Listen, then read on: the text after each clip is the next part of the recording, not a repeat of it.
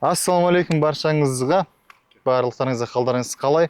Бүгін біз қандай жерде отырмыз десеңіздер, біз міне менің досым Рамазанов Ерен өзіне пәтер алған болатын. Бұл кісі трейдер, 100-ден аса теньговый миллионерлерді шығарған. Уалейкум ассалам барлықтарыңызға. Жалпы Ерен, өзің жайлы қысқаша айтып өтсең. Кімсің, қандай саламен айналысасың, бұндай үйді қалай алдың, қанша уақыт алдың? Өзім жайлы айтатын болсам, қазіргі уақытта трейдингмен айналысам. Сұлтанали группаласым. Және осы үйді трейдингпен 8 ай уақытында алған болатын. Аха. 8 айда курс сатып алдың ба, или қалай? Жалпы айтқанда трейдингтан деп айтса болады. Например, Форекс пен металл нарығында в основном. Ол трейдинг деген не, бір қысқаша айтқан кезде? Трейдинг деген қарапайым тілмен былай айта салған кезде, ол арзан қалдың, қымбатқа саттың. Бағанын күтесің, арзан қалған, арзандаған, қымбатқа сатып жібересің. Сонда сендер тауар алып сатасыңдар ма, не істейсіңдер? Жоқ, бұл жақта барлығы онлайн болады. Бізде брокер болады. Брокерда, например, котировкалар шығып тұрады. Там евро, доллар, алтын, доллар деген сияқты. Соларды арзан кезінде сатып аламыз, қымбаттаған кезде сатып жібереміз. Пайдамен солай жауып отыруға болады. Ана Уоррен Баффет деген акциялармен сауда жасайтын, ол сендердікі ме, әлде ол бөлек па? Олар енді көбірек инвесторлар, олар долгосрочный трейдерлар. А біз былайша жалпылама айтқанда краткосрочный трейдерларға жатамыз. Бізде в основном интрадей форматына торговать етіледі. Например, бір күн ішінде сделка ұстадың, бір күнде жаптың. Ол редко болады, там сделкаларды апталап ұстау бізде. Яғни сол Уоррен Баффеттерді егіншілер деуге болады, яғни егін егіп қояды, күзде егін нұрғылады, ал сендер аңшыларсыңдар, иә? Біз аңшылармыз. Күндегісін күнде, то есть. Өте тамаша. Жалпы бұл салада қандай да бір рисктер бар? Енді риск жоқ сала жоқ қой, әр салада бір риск бар да, өмірді сүрудің өзі риск. Қандай бір тәуекелдер бар, рисктер бар? Бұнда үйге қанша қалдың сен бұл үйді? Бұл үйді 18 миллион қалдым. 18 миллионға 8 айда алдың. Черновой кезінде. 8 айда 18 миллионға үй алу үшін сен қандай тәуекелдерге бардың? Қалай бастадың? Жалпы өзіңнің осы трейдинг жолын кішкене қысқаша айтып өтсең.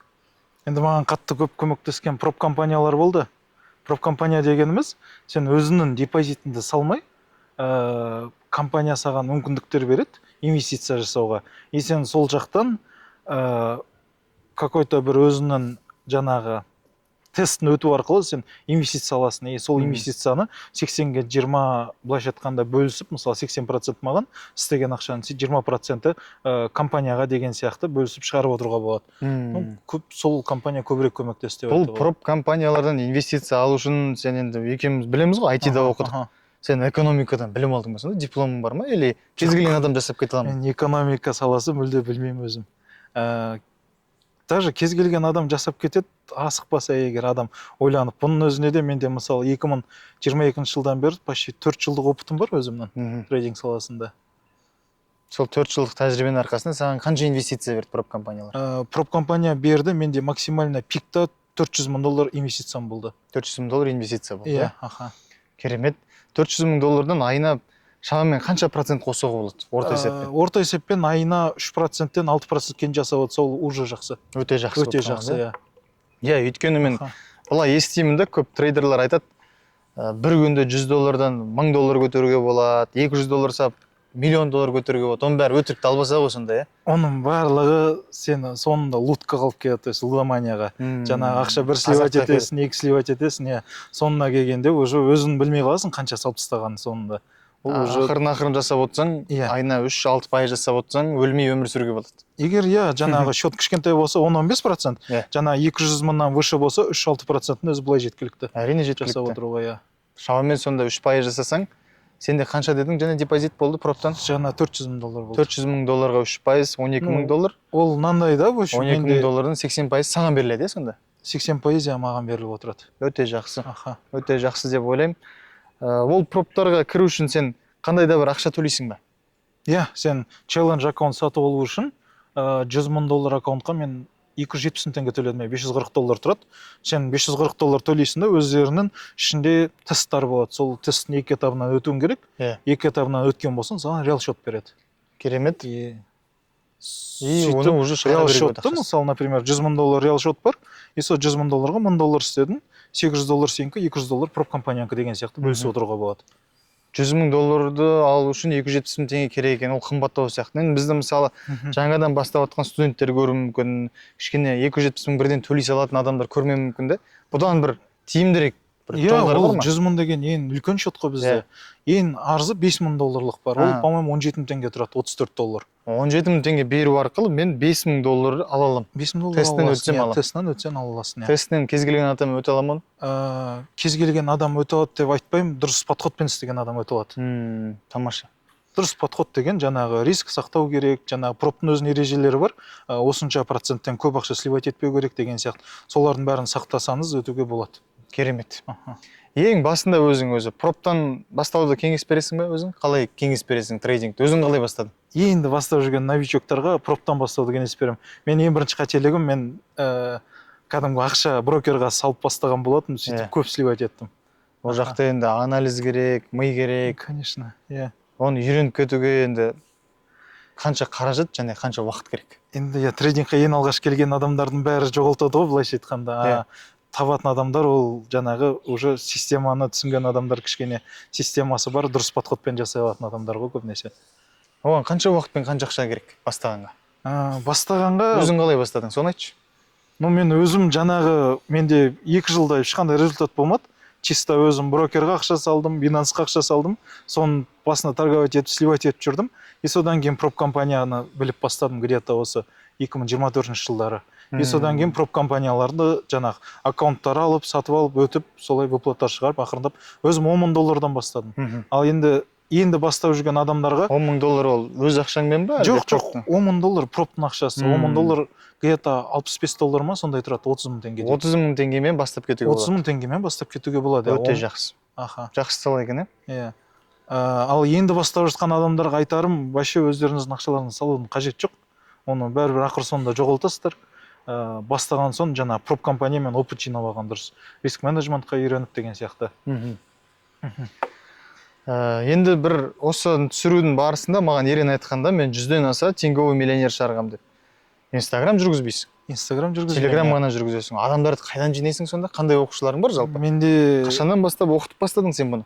Менде сарафанкамен келеді көбінесе адамдар. Мысалы, басында 1-2 адам оқытам, ол өзінің достарын алып келеді, туыстарын алып келеді. И содан кейін тағы да оларды оқытып болғаннан кейін жаңағыдай олар тоже ойбай сіздің каналыңыз күшті екен, анау деген сияқты басқа да чаттарға мен каналымды жібереді. И сөйтіп адамдар обучениеға келген. Яғни сенің обучение адам оқыту ол негізгі салаң емес. Обучение оқыту как қосымша ретінде болады ғой. Қосымша ретінде ғой. Бір потокта мысалы где-то 3-4 адам, 4-5 адам ғана оқытамын өзім былайша айтқанда. Трейдерлар осы обучение не үшін жасайды, өзің қалай ойлайсың? Енді көп көрген обучениялардың бағалары өте қымбат. Енді жаңағыдай 1,5 миллионға, 2 миллионға оқытып отқанда трейдерлар бар. Бұл енді баға сондай тұрады деп ойламаймын мен трейдинг курсынша. Негізі одан арзан болу керек. Негізі одан арзан болу керек. Негізі орта баға где-то сол 400-500 максимум деген сияқты. Ары кеткенде сондай тұру керек деп ойлайсың. Сондай тұру керек деп ойлаймын. Жақсы, керемет. Так, ондай болса, мен ойлаймын, қазір барып үйіңе обзор жасайық, үйіңді қарайық. Жақсы. Содан кейін дальше жалғастырамыз. Ереннің үйінен бастайық. Тура қазір Ереннің жаңадан алған үйінің алдында тұрмыз. 8 айда алыпты. Ал Ерема, өзің бір таныстырып жіберсең, Алматыдан үй алу оңай емес, білеміз. Қанша қалдың, котлованнан құйдың ба? Котлованнан құйған болатын. Мен былтыр 2025 жылдың октябрь айынан бастап құйдық. Осы берілгеніне уже 3 апта болды. Уже ремонт бастап кеттік, ақырындап ремонт жасап отырмыз қазір. Өйткені мен крышадан қарағанда бұның бағасы 28-27 миллион болып тұрды да? Сен 18 миллион алдың бәрі. Ол жаңағы фундамент енді құйылып жатқан кезде біз ақшасын құйған болатынбыз. Сол себепті біз арзан шықты да. Комфорт плюс ЖК ғой. Өйткені кіре берген кезде Face ID мен күтіп алып тұр бізді. Face ID бар, иә. Ондай болса кіреміз ба? Кіре берейік, Кірейік.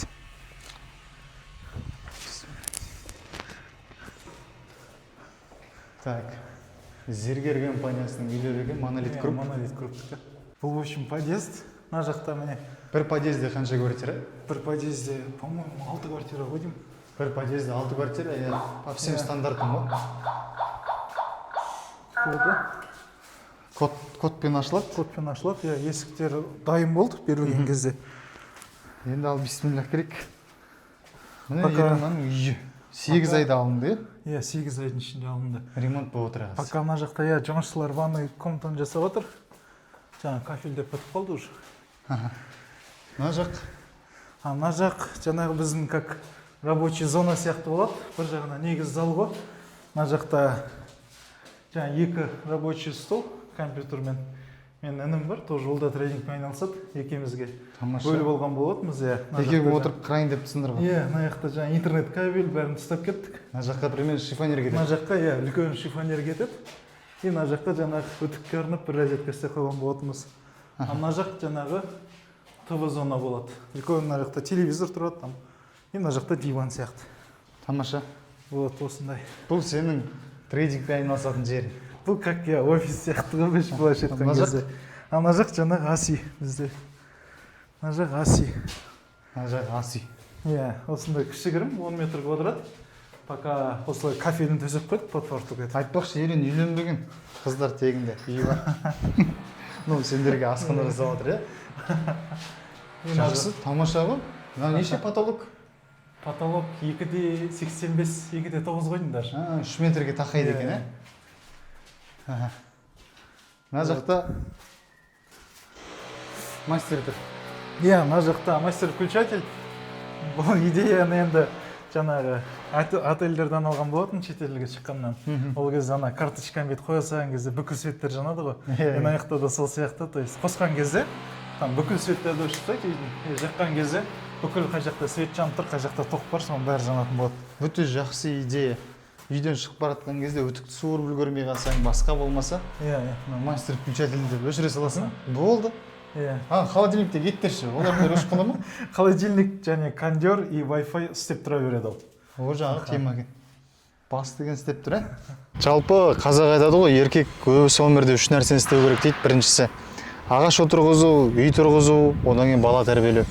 Самый главный, ең қиыны халық үшін ол үй салу да. Сен өзің үйіңнен бастап кеттің, 25 жасыңда алдың. Оны біз бәріміз білеміз, Алматыда үй алу қиын екен. Көбісі айтады, трейдингтен байып кетуге болады, анау болады, мынау болады. Осы жетістікке жету жолында ең бір қиын сәттер бар ма? Өзің қалай бастадың, соны дұрыстап айтып берсең, бастан аяқ. Білемін ғой, сен айтишниксің, мен де программистпін, бірге оқығанбыз. Қиын сәттер болды. Осы 2022 жылы универ бітіргеннен кейін жұмысқа тұрдым, университетке жаңағы инженер-программист болып. Жаңағы интернет жөндеу, анау деген сияқты. Қай жаққа тұрдың? Железнодорожный дейді, анау АЛТ дейді, Академия логистикада. Вот сол жақта. Бір жылдай жұмыс істедім. Ол жақта айлық қанша болды? Ол жақта айлық 200 мың теңге болды. Плюс-минус кейде 220-200 мың деген сияқты. Сондай айлық болды. И вообще ештеңеге жетпеді, былайша айтқанда жаңағыдай. Жаңа тамаққа, ары-бері жолға бензиннен артылмады ол ақша, былай шынымды айтқанда. Вот. И одан кейін сол жұмыс істеп жүрген кездері өзім былай трейдингқа қызығып жүргем негізі. Ол трейдингті білетінмін, істеп те көргенмін оның алдында. Бірақ көп сливать еткеннен кейін стабильность болмағаннан кейін жұмыс істеп жүрдім. И сөйтіп жүрдім да, где-то 23-те жұмыстан шықтым. И одан кейін уже полный трейдингқа кірдім. Жаңағыдай обучениялар өттім бірнеше, украинецтерден оқыдым, жаңағы американец, арабтардан бірнеше обучение алдым. И ойладым, мүмкін енді осы жұмыстан шықсам, жаңағы стабильный ақша тауып көтеріп кетем деген сияқты ойлар болды. Бірақ бір жылдай істедім, ештеңе шықпады. 2024-ке дейін жаңағыдай проптан проп қададым, депозиттан депозит жолып жүрдім. И одан кейін бір ой келді енді, жаңағы шашымды вообще тақырлап алып тастадым. Қазір суреттері бар, есіп жіберем. Шашымды алып тастадым, и шашымды алып өртеп жатқан кезде бүкіл жаңағы жамандықтың бәрі осымен кетсін деген сияқтарымдап. И содан кейін уже ақырындап түсініп бастадым, жаңағы трейдингта сен жаңағы $100 салып, оны $1000-ға жеткізу деп емес. Жаңағы ең бірінші орында риск сақтау. Сен $100 салдың, $110-ға апардың. То есть в процентте ойлау керек деген. Мысалы, сенде $10,000 болса, үстіне $1000 10%, $100,000 болса $10,000 деген сияқты процентпен ойлау үйреніп бастадым. И содан кейін жаңағы риск менеджментқа көп көңіл бөліп бастадым. Мен ойладым, егер де мен жаңағы күшті стратегия білсем, каждый позицияның бәрі топымен жабылады, и аз ақша салып, көп ақша тауып кетем. Ондай нәрсе жоқ та трейдингта. И бұл жақта стабильность деген нәрсе де жоқ. И бұл жақта ең маңызды нәрсе сен бірінші орында риск менеджментінде. То есть сен каждый раз, мен мысалы сделкаға кірерде позиция ашар кезде мен каждый раз ойлап отырам, егер де мен мына позициям вдруг егер стоп-лосспен кетсе, қанша доллар жоғалтам деген сияқты. То есть мен пайданы емес қанша жоғалтам деп ойлап істедім, и сөйтіп қана бірақ плюсқа шықтым 2 жылдан кейін. Яғни риск менеджмент деген не ол? Риск менеджмент деген қысқаша айтқанда мынандай нәрсе, өмірден бір пример алып келтірсем болады. Например, бір үлкен жол тұр, и жолда мысалы ар жағында 50 метрде пешеход тұр. Сен ана 3 секунд или болмаса 10 секунд үнемдеу үшін пешеходтан емес жолдан жүгіріп өте салмайсың өміріңді рисковать етіп. Иә, А бұл иә. жақта сен рискында сен өмірің тұр, а сен тейк профитін сен 5 секунд 10 секунд экономдауын. А бұл жақта жаңағы сен пешеходтан барып өтсең, сенде риск азырақ болады. Өйткені пешеход жаңағы адамдар өтетін жер, машина тоқтайды ол жақта обязательно деген сияқты. Вот риск менеджмент деген трейдингта тура сол сияқты жұмыс жасайды. Например, менде мысалы $100,000 бір аккаунтта рискім менде 0,05%. То есть мен 0,5% бір сделкаға рисковать етемін. Өз ақшаңның 1%-на да жетпейді. 1%-на да жетпейді, иә, 1%-ның жартысы. Ол не үшін мен ондай шешімге келдім? Өйткені мен ақша, то есть енді трейдинг болған соң ол стоп-лосс болмайды емес болады. Ол стоп-лосстан никак қашып құтыла алмайсың. Былай да өйткені сен вероятностьпен жұмыс жасаған соң. Стоп-лосс деген ол бүкіл ақшаны жоғалтып алу емес. Жоқ, ол стоп-лосс деген сен тек өзіңнің қойған рискке алған ақшаны жоғалтып. Жаңағы объемды есептейсің, стоп-лосс қоясың, и объемды есептеп кірген кезде сен стоп-лосс уровеньға жеткен кезде минус $500 одан көп емес деген сияқты. Вот сол нәрсе. Вот мен не үшін мысалы жаңағыдай $500 стоп-лосс, чтоб ол маған жаңағы стоп-лосспен кеткен кезде психологически қатты әсер етпейді. То есть мысалы сенде 100 теңгем бар, сен 5 теңгеңмен рисковать ет. Даже 5 тиынның мысалы қалтаңнан түсіп қалса 100 теңгем болып сен ештеңке етпейді ғой мысалы. 99,05 теңгем бар деген сияқты нәрсе да. Вот тура сол сияқты трейдингта да. Бәрі түсінікті. Яғни өз ақшаңды дұрыс басқара білу, қысқасын айтқанда қаржылай сауаттылыққа келіп тіреледі ғой. Қаржылай сауатты болсаң, трейдингтен да баюға болады. Пайдаға шығуға болады. Пайдаға шығуға болады деп айтайын, жақсы, керемет. Жалпы осы трейдингте көп үйрететін адамдар бар. Оның бұрынғы коучтар, бұрынғы психологтар да қазір трейдинг үйрететін болыпты. Ең бір рабочий қандай стратегия бар? Өзің қандай стратегиямен жұмыс жасайсың? Енді бір рабочий дегенде стратегиялардың негізі барлығы рабочий, просто дұрыс подход керек ол жаққа. Жаңағы оның артында егер математикасы болса, риск менеджменті болса, ол жақсы стратегия. Мысалы мен өзім смарт манимен жұмыс жасаймын. Смарт манидағы жаңағы рыноктағы ликвидностьтар, там объемдар деген сияқты сондай зоналарды қарауға болады. И сол жерлерден жаңа позиция ашып, ары қарай сделкаға кіріп отыра беремін. Үйренуге қанша уақыт кетеді? Егер де опытный наставник болса, где-то 3 ай, 2 ай жеткілікті үйренуге. 2-3 ай. 10 күн емес. 10 күн емес никак. 1 күн емес. 1 күнде емес. Өйткені мен көп жарнамаларды көрдім да, 1 күнде үйретеміз, 1 сағатта үйретеміз деген. Оның барлығы далбаса инфо-цыгандар. Оның барлығы жаңағы инфо-цыгандар. Жақсы, керемет. Адамдар сенен қалай адамдар обучение алса болады? Қалай байланысқа шықса болады? Менде өзім телеграм канал жүргізем. Сол телеграм каналда өзім админ деп, өзім никім тұр. Сол жаққа жазып обучение бойынша сұрай беруге болады. Ол жақта сен бесплатно не бересің? Қандай нәрселер бере аласың қызықтыратындай? Каналда тегін анализдермен бөлісіп отырамын арасында.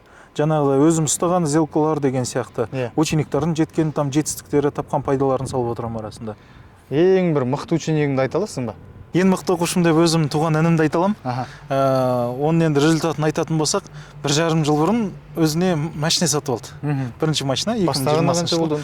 Бастағанына где-то менен 1 жылдан кейін бастады ол. Где-то 3 жылдай болды бастағанына. Вот. Керемет. Дубайға бірге барып келдіңдер. Сол кезде айтып ең ғой, айтпақшы ырымдап айтып ең ғой. Машинасына арнайы не алып, жігіттер өте ырымшыл екен. Үй алған кезде және айтады да, ёршик алып қойғам дейді. Үй алғам деп. Үй алдым. Ерлік ініммен бірге Дубайға бардым деді. Дубайға барған кезде не алдық дедім? Семьямен бірге барғанбыз ол кезде. Семьяңды апардың, помню. Жаңағы магазинге кірген кезде, сувенирлар алып жатырмыз ғой, үйге туысқандарға. Сол жақта машинаға ілетін бір брелок тұрды, айнасына іліп қоятын. И соны ырымдап ініме алған болатынбыз. Алматыға келген соң машина аламыз деген сияқты. И Дубайдан келдік, и бір 10 күннен кейін ба уже машина мініп алды ғой. Керемет, базар жоқ. Мықтысыңдар. Ырымдап шашыңды алып тастадың, трейдинг жүріп кетті 2 жыл. Ырымдап шашты алдық. Сонда бұл жерде ключевой не өзгерді ырымдаған кезде? Ырымдаған кезде ойлаймын, ол жаңағы адамның миы, то есть мысалы фокусты сол нәрсеге направить ету. Мысалы мен шашты алдым не үшін? Чтобы жаңағыдай артық сделка ашпау, артық лут жетпеу үшін деген сияқты. Бәрі осымен кетсін деген сияқты, еске түсіріп тұрады. И жаңағы мысалы ёршикті алудың да себебі бір андай бір жаңағы үйге туалетке қойып қоям деген сияқты бір андай елестету, визуализация дейді ғой. Вот сондай нәрсе. Керемет. Өте керемет. Молодец, брат. Натуре молодец, мен таңға отырып. Ең жас және ең кәрі оқушыңды айта аласың ба? Ең жас оқушым 17 жастағы оқушымды айта аламын. Былтырлар оқып кеттім енді. Ал ең кәрі оқушым қазір оқып жатқан бір кісі бар, 65 жаста жасы. 65 жаста. 65 жаста әйел кісі. Пенсионер. Пенсионер, иә. Керемет. Аха. Жалпы трейдинг бұл жасталғамайды екен. Жасталғамайды, иә. Сен білем мен айтишник екеніңді мектеп кезінен жалпы. Мектеп кезін білмеймін, мен универде бірге оқыдық қой. Иә. Есеп жағынан өте мықты болдың. Мына трейдинг саласын меңгеру үшін математик болу маңызды ма? Математиканы бір қатты біліп керек емес. Гуманитарий болсаң да алып кетуге болады. Гуманитарий болса да алып кетуге болады, иә. Жалпы керемет онда. Онда толық информация ала алдым деп ойлаймын өзіме. Трейдинг жайлы адамдар толығырақ қызығып жатса, білгісі келіп жатса, сенің каналыңа кіріп өте алады ғой, иә? Ол жақта не бере аласың сен? Каналыма кіріп өте алады. Арасында общий премаркет анализдер беріп отырамын. Алтыннан, жаңағы валютный паралар бойынша. И арасында там учениктардың жетістіктерін салып отырамын деген сияқты. Жалпы ана елдердің платный курста бере алатын бір мықты-мықты ақпараттарын бере аласың ба Telegram каналыңда? Оларды уже базовый обучениялар салып қойған мен Telegram каналға. Сенде тегін обучение тұр ғой, иә? Тегін обучение бар база. И астында жаңағы жеңіл қарапайым новичоктарға арналған стратегиясы да бар. Іздеп тауып көрсеңіздер болады. Тоже. Яғни Ерен FX-ға кіресіздер Telegram-ға, трейдингтан базалық білімді алсаңыздар болады. Болады, алсаңыздар. Одан басқа тағы да және премаркет дедің, және сигналдар беріп отырасыз. Премаркеттер, иә, сигналдар беріп отырамын. Жақсы, тамаша. Ондай болса, камера өзіңді Ерен, елдерге не айтқың келеді, трейдингті бастап жатқан адамдарға, мен сияқты новичоктарға қандай кеңес бересің, барлығын айта берсең болады.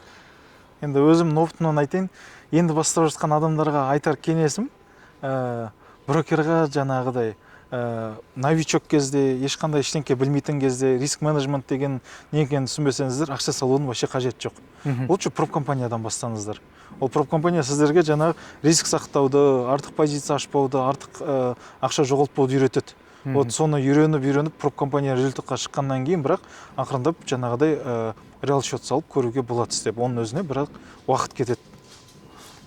Жетістікке жету оңай ма, қиын ба бұл салада? Трейдингта егер дұрыс емес подходпен жүрсең, жетістікке жету өте қиын. Дұрыс подход тауып, жақсы наставнигің болса, жетістікке оңай жетуге болады. Үлкен ақша табудың ең қиын жолы деймін. Самый сложный путь к легким деньгам дейді. Иә. Жарайды. Ондай болса түсіндік деп ойлаймын. Рахмет Ерен саған келгеніңе, трейдинг жайлы үлкен ақпараттар алдық деп ойлаймын. Instagram, Telegram парақшалардың бары төменде тегін базалық обучениені беріп тұр. Көріп тұрсыздар, практика адам. Мен жай адамдарды айтпаймын. Бұл менің өзімнің сокурсникім болғаннан кейін, бұл жігіттің жетістігін көріп жатқаннан кейін, инфо-цыгандар құсап, реклама жіберіп, көп адам оқытпайтындығын көргеннен кейін смело кеңес бере аламын. Каналға тіркеліп қойыңыздар. Келесі видео не туралы болсын, соны комментарийге жазуды ұмытпаңыздар. Айтпақшы, ең күшті комментарийға қандай сыйлық бере аласың? Ең күшті комментарийға осы выпускты оқып бір жақсы комментарий жазған адамға Дубайға тур бере аламын. Бере аласың ба? Бере аламын, иә. Жақсы онда. Жақсы. Келесі кездескенше.